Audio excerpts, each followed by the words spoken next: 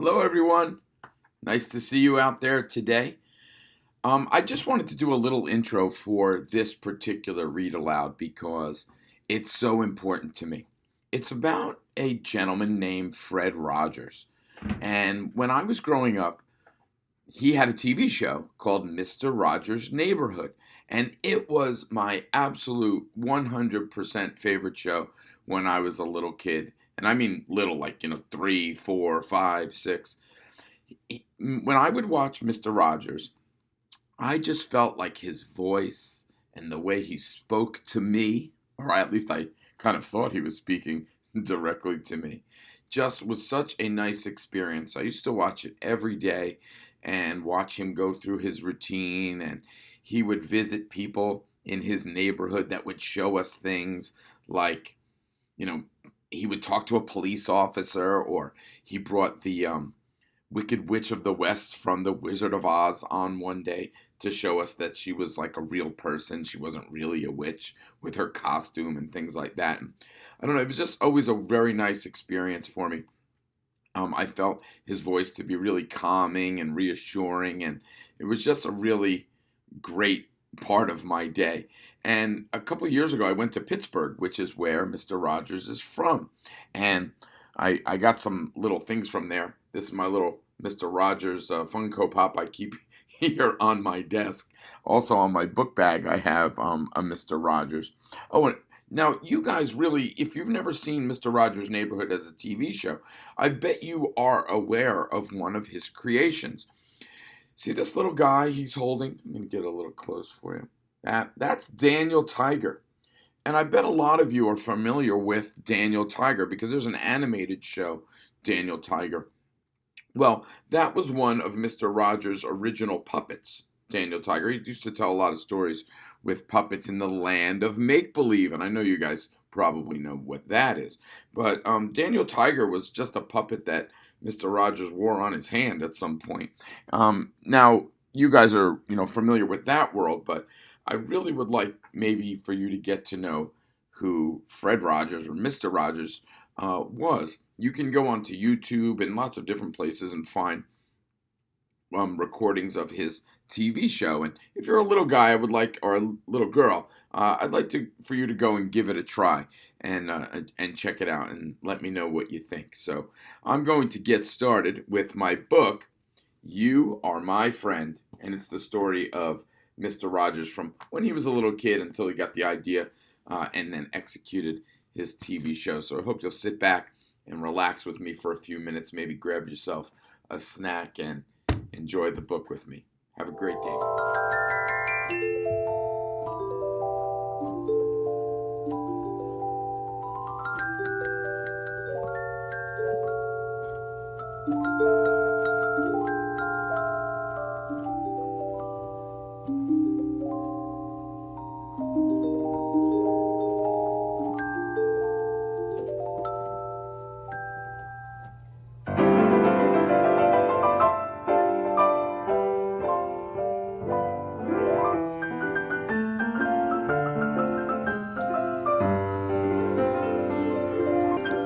It's a beautiful day in this neighborhood, a beautiful day for a neighbor. Would you be mine?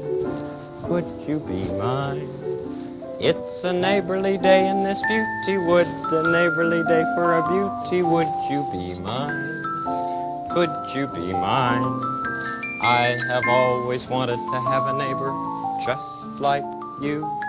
I've always wanted to live in a neighborhood with you, so let's make the most of this beautiful day. Since we're together, we might as well say, would you be mine? Could you be mine? Won't you be my neighbor? Won't you please? Won't you please? Please won't you be my neighbor? Hi, glad to see you today. I shall button my buttons on the sweater, change my shoes, and get ready to have some time with you in this very special studio of ours. Do you ever change your shoes when you come home from someplace? Oh, your school or your work or get ready to play? How are you doing with your tying? Took me a long time to learn how to make that and that into a bow. But I kept practicing and practicing and practicing, and finally learned quickly. You Are My Friend, The Story of Mr. Rogers and His Neighborhood by Aimee Reid and Matt Phelan.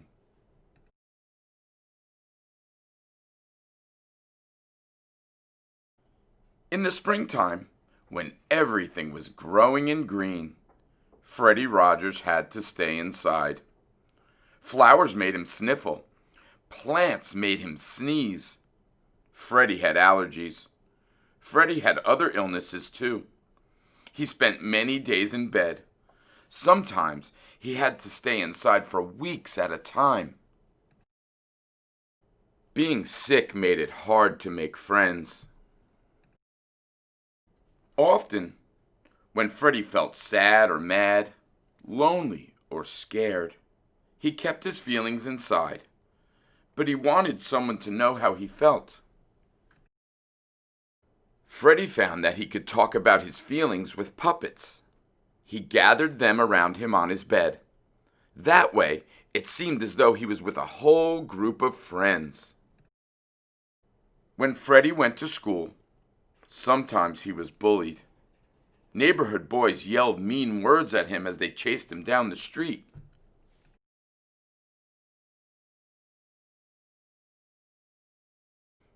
Grown-ups told Freddie to pretend the mean words didn't hurt, but they did. Hiding his feelings didn't work. They just grew stronger. Sometimes, when he was all alone, Freddie cried.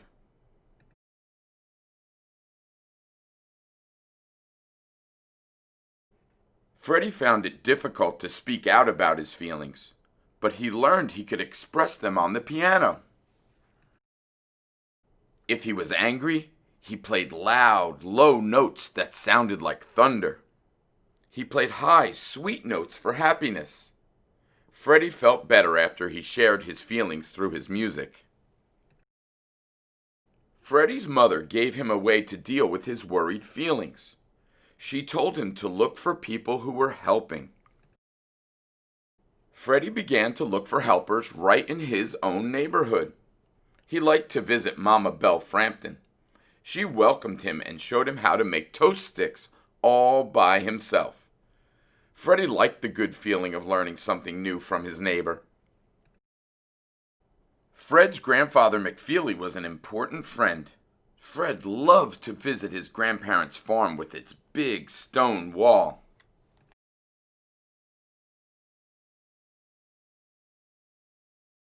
One day, Fred went into the room where all the adults were talking. No one looked his way. Fred asked if he could walk on the big stone wall. Then everyone looked his way. Most of the grown-ups said, "No, you might get hurt." But Grandpa McFeely said, "Yes." Fred climbed and walked and then even ran on the wall.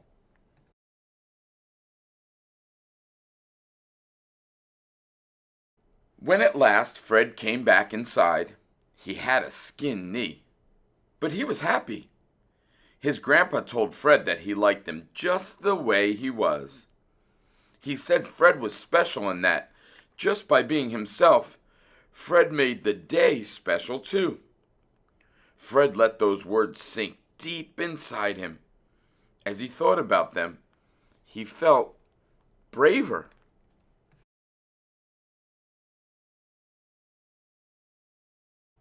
He began to speak up. He tried new things.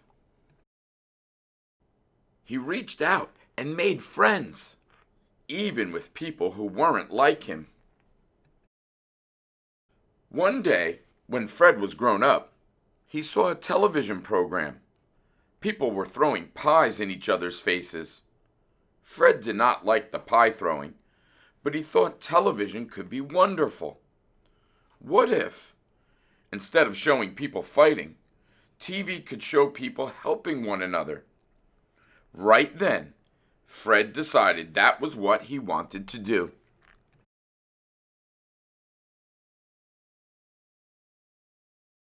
Fred created a television show for children.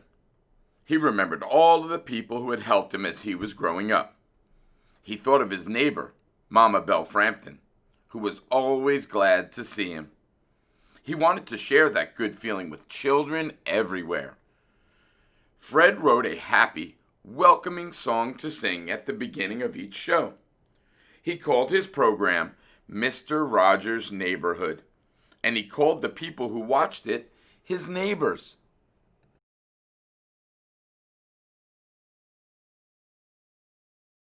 At first, Fred felt shy to be in front of the camera, but he found out that his grandpa was right.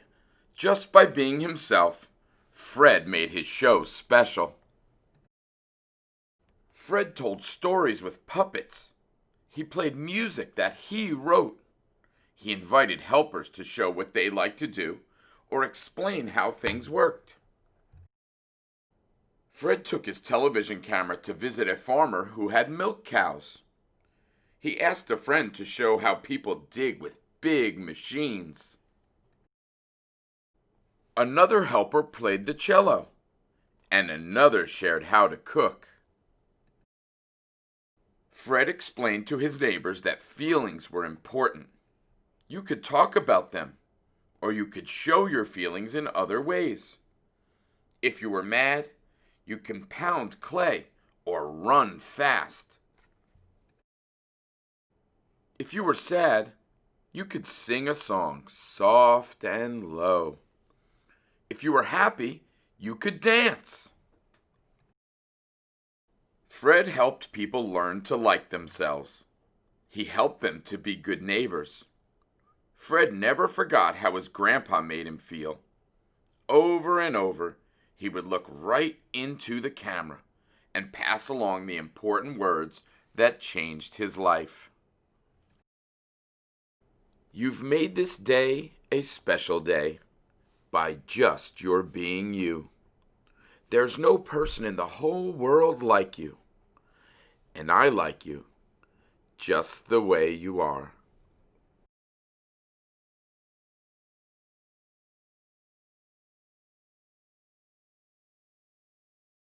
I'm going to have to go away for a little while, until tomorrow.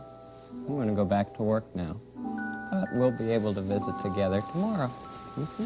First, in with the bed. Our bed for make-believe.